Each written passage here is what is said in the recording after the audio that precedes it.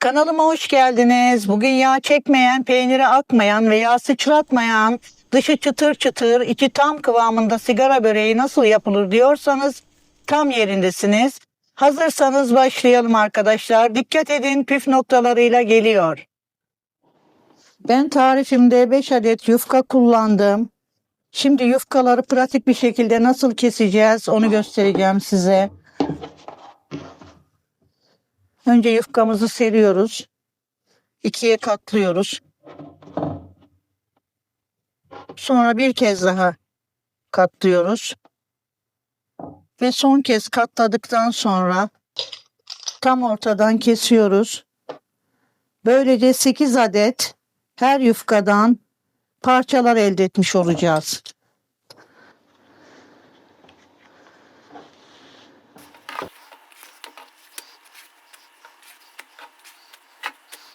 Diğer yufkaları da aynı bu şekilde keserek hazırlayalım.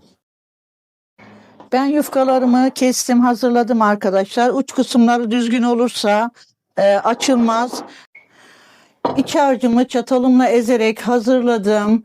Siz isterseniz beyaz peynirle veya tulum peyniriyle de yapabilirsiniz. İsterseniz biraz kaşar da karıştırabilirsiniz.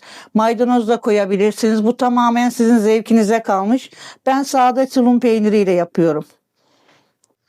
Hazırladığım üçgen parçaların geniş kısmına harcımdan koyuyorum. Az koyarsanız içi boş olur. Çok koyarsanız da taşar. Şimdi şöyle yan kenarlarını hafifçe kapatıyorum.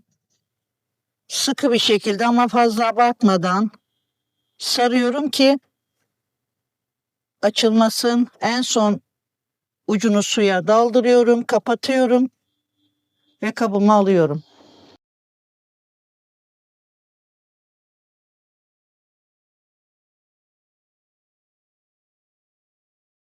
Evet, ben böreklerimi hazırladım. Şimdi kızartma aşamasına geçiyorum. Tavamı ocağıma aldım, yağımı koyuyorum. Şimdi yağımızın iyice kızmasını bekleyeceğim. İyice kızmadan atarsanız yağ çeker ve yumuşak olur. Bu arada havlu kağıtla hazırladığım tabağımı da yanıma alıyorum.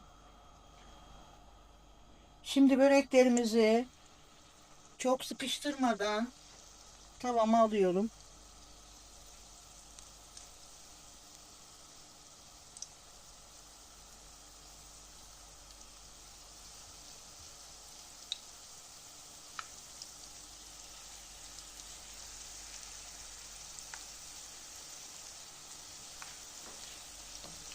Yavaş yavaş çevirerek kızartacağım.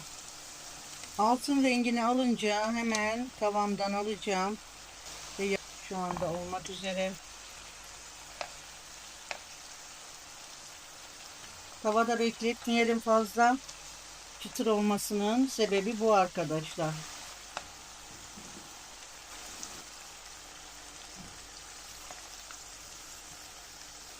Hemen havlu kağıdımın üzerine alıyorum. Evet, sigara böreklerim hazır. Nar gibi kızardılar. Altın sarısı bir rengi var. İçi yumuşacık, dışı çıtır çıtır oldu. Şimdi kıvamını gösteriyorum arkadaşlar. Bakın çıtır çıtır. Şöyle içine açıyorum.